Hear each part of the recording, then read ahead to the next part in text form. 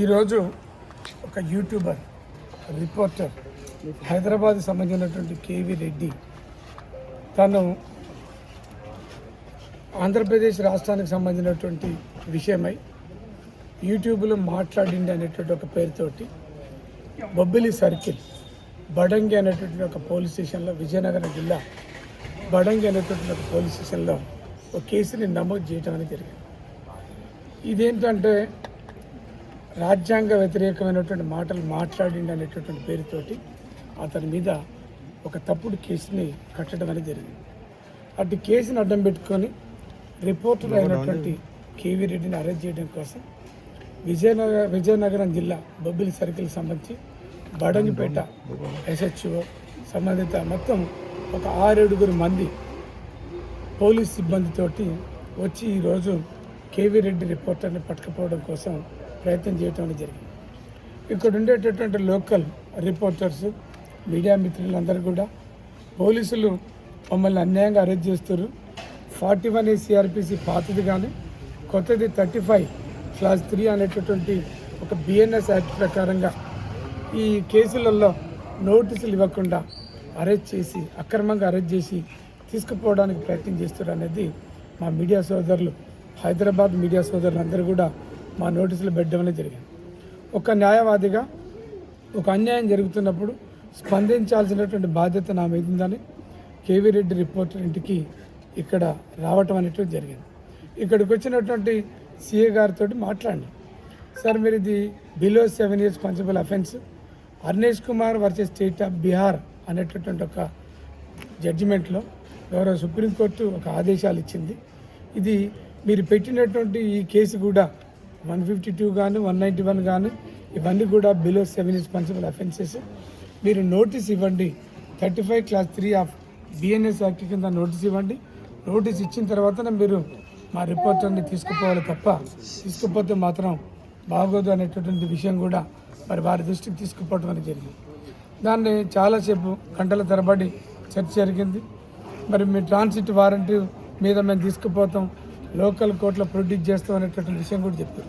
Transit warrant అమలు పరచాలన్నా lower కోర్టులో local కోర్టులో ఒక జ్యుడిషియల్ ఫస్ట్ క్లాస్ మ్యాజిస్ట్రేట్ లేకపోతే మెట్రోపాలిటన్ మ్యాజిస్ట్రేట్ ముందల మీరు అమలు పరచాలన్నా హాజరుపరచాలన్నా ట్రాన్సిట్ వారెంట్ అమలు పరచాలంటే ముందు 41A CRPC అమలు పరచాలి, లేదు కొత్త చట్టం 35(3) ఆఫ్ BNS యాక్ట్ని అమలు పరచాలి.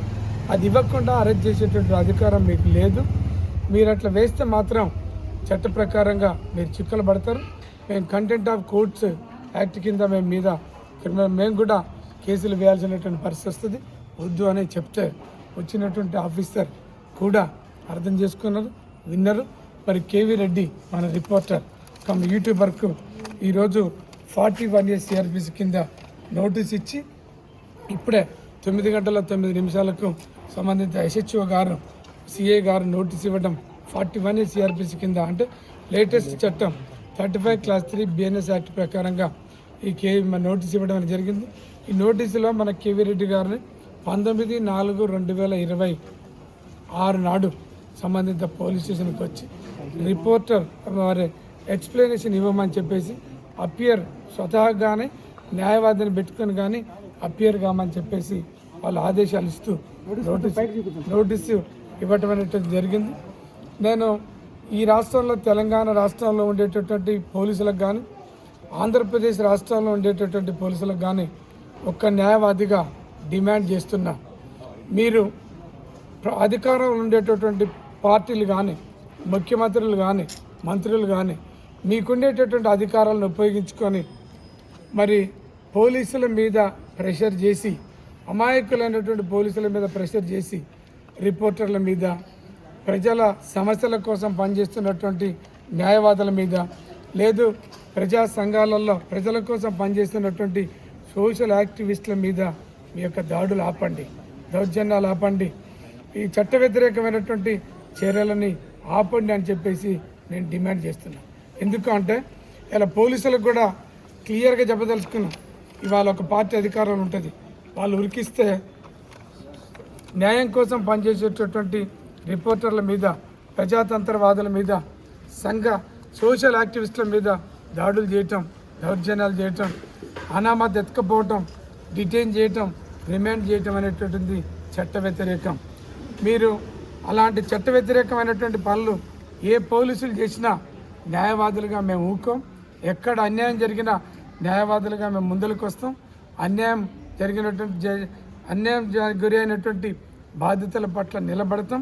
కోర్టుల్లో కంటెంప్ట్ కేసులు వేస్తాం. క్రిమినల్ కేసులు కూడా పెట్టించాల్సినటువంటి పరిస్థితి వస్తుంది. అందుకనే న్యాయం మీరు ఆలోచించండి, చట్టాన్ని ఫాలో కాండి.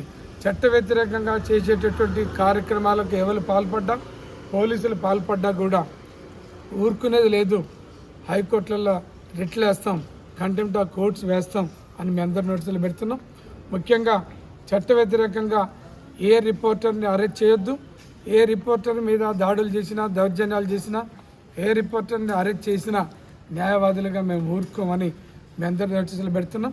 కాబట్టి చట్ట ప్రకారం మీరు చట్టాన్ని అమలుపరచండి. BNS అమలుపరచండి, BNSS అమలుపరచండి. చట్ట ప్రకారం మీరు చేయండి తప్ప ఈ రకంగా చేయొద్దని చెప్పేసి మేము రాష్ట్ర పోలీసుల్ని, 2 తెలుగు రాష్ట్రాలకు సంబంధించినటువంటి పోలీసులందరినీ కూడా కోరుతున్నాం. ఈ రాష్ట్రంలో లేదు ఏ రాష్ట్రంలోనైనా రిపోర్టర్లకు జోలికి వస్తే ఒక న్యాయవాదులుగా మేము ఊరుకోమని చెప్పేసి కూడా ఒక న్యాయవాదిగా మీ అందరి దృష్టికి తీసుకొస్తున్నాం. సమస్య ప్రశాంతంగా నోటీస్ ఇచ్చి మరి సంబంధిత పోలీస్ అధికారులు వెళ్ళిపోతున్నారు కాబట్టిగా దీన్ని ఇంతటితోటి మరి భవిష్యత్తులో ఈ రకంగా ఎవరు కూడా రిపోర్టర్ల ఇళ్ళ మీద దాడులు చేయటం, రిపోర్టర్లని ఎత్తుకపోవటం. రిపోర్టర్లు ఏం చేశారండి, ఒక చట్టపరమైనటువంటి పద్ధతులలో వాళ్ళు వార్తలు రాస్తారు, యూట్యూబ్లలో వ్యాఖ్యానాలు చేస్తారు, లేదు టీవీలలో డిబేట్స్ పాల్గొంటారు. ఒకవేళ ఏ యూట్యూబర్ అయినా, ఏ రిపోర్టర్ అయినా చట్ట వ్యతిరేకమైనటువంటి పనులు చేసినప్పుడు చట్ట వ్యతిరేకమైన పనుల మీద మీరు కేసులు కట్టండి. చట్ట ప్రకారంగా మీరు చర్యలు తీసుకోండి తప్ప చట్ట వ్యతిరేకమైనటువంటి పద్ధతులలో మీరు తీసుకుపోవడం, 3rd డిగ్రీలు ఉపయోగించడం చేయొద్దని నేను కోరుతున్నా.